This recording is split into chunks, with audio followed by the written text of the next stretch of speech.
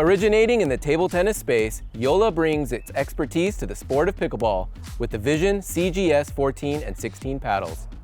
With an arrow curve construction enhancing swing speed while reducing drag, your shots will maintain the power you deliver. Featuring an average weight of 7.8 ounces, these paddles are built with a Response polymer honeycomb core and a carbon grip hitting surface. Offered in a 14mm and 16mm paddle thickness, the Vision series is sure to satisfy your need for power and control. Maneuverability was the standout feature for me with this paddle series. The arrow curve shape on the paddle was very noticeable.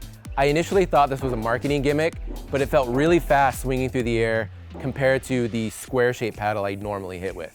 The paddles we play tested had a weight variance of about 0.3 ounces. The 16mm was a little heavier. And I noticed that I got actually more power on that thicker 16mm beam because of that weight. The 16 was soft enough where I felt like I was really in control of my shots, but that added weight and that added power really made me feel like it was a great all-court paddle. It wasn't as much power as I'm used to with my paddle of choice, but it was something that I was easily adapted to. When it comes to vibration, there was definitely noticeable vibration in the 14mm. I felt like even off-center shots were really jarring. Comparing these paddles to the others in the JOOLA lineup, you're gonna find the same amount of power as the Hyperion or the Solaire series, but the spin potential is more in line with the CFS series. Overall, I'd say these paddles offer similar power to a Selkirk Vanguard or a Babolat Monster Power Paddle, while the spin resonated more with a JOOLA Hyperion CFS or the Engage Pursuit series. These two paddles stack up really similar on paper. I'm actually really glad that I didn't know that until after I play tested, because I found the 16mm to have more power than the 14mm. So from the baseline, I was able to hit some really deep serves, get some really good shots in, and then at the kitchen, I was able to really get some power smashes down on the court. Well, my choice of the two paddles is the 16mm because of the power that it offers. I did find the handle circumference to be a bit uncomfortable for me since I typically play with gearbox. On the other hand, the 14mm does have the smaller handle circumference, which was much more comfortable for me. It also has really good touch at the kitchen, but from the baseline, I was really struggling to find my rhythm, to hit deep serves, and to hit deep returns to the baseline. Overall, I was really excited to play test these JOOLA paddles. I found both paddles to offer great control. However, my pick again is that 16mm for the power and control that it offers me. After many hours playtesting these paddles on the court, I absolutely love them. I love the carbon grip surface that these paddles offer. It allows me to get an insane amount of spin on the ball, and I can pinpoint the ball exactly where I want it to go. That carbon grip surface allows me to get a lot of spin, whether it's my forehand or my backhand slice, and it really challenges the other team.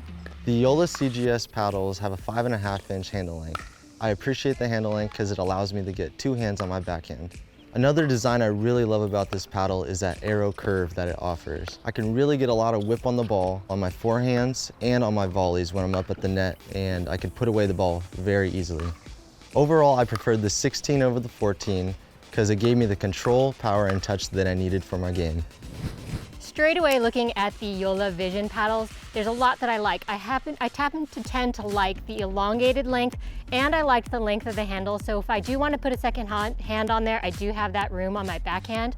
I like the elongated length because I feel like the sweet spot is nice and high, and that's where I tend to like to hit the ball. I also like the spin generation that it's able to get from both of these paddles.